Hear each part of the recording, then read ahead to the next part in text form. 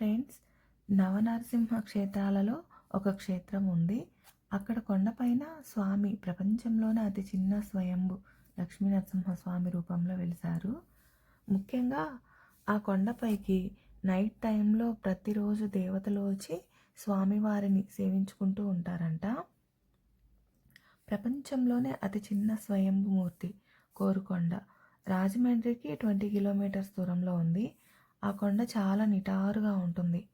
అక్కడికి వెళ్ళి చూస్తే కానీ మనకి ఆ వింత అర్థమవుతుంది. చాలా నిటారుగా ఉంటుంది కొండ. ఆ కొండకి 620 మెట్లు ఉంటాయి. ఎక్కడం కొంచెం కష్టంగానే ఉంటుంది. నిటారుగా ఉంటాయి. మెట్లు చిన్న చిన్నగా ఉంటాయి. గుడి లోపలికి వెళ్తే ఒక మూలన చిన్న రథం లాంటిది ఉంటుంది. లోపల లక్ష్మీనరసింహస్వామి ఉంటారు. ఒక మూలన చిన్న రథం లాంటిది.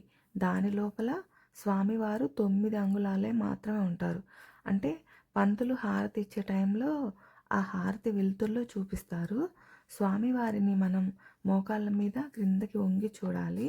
స్వామివారిని ప్రపంచంలోనే అతి చిన్న అంటే 9 అంగుళాల స్వామివారి విగ్రహం చాలా అపురూపంగా కనిపిస్తుంది.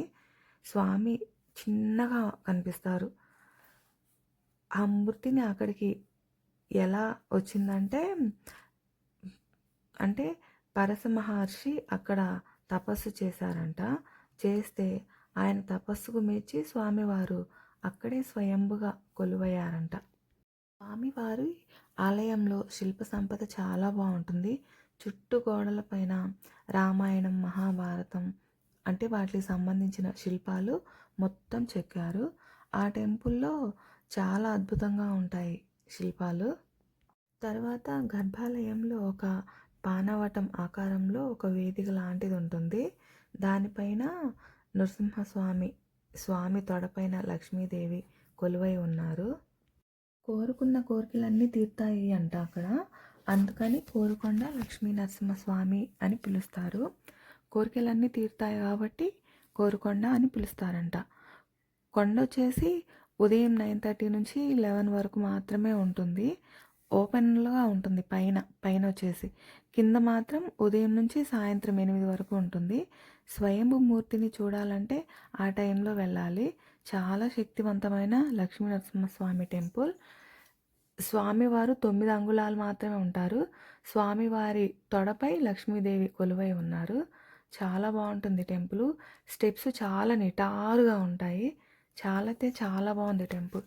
ఈ వీడియో మీకు నచ్చినట్టయితే లైక్ చేయండి, షేర్ చేయండి, సబ్స్క్రైబ్ తప్పకుండా చేయండి.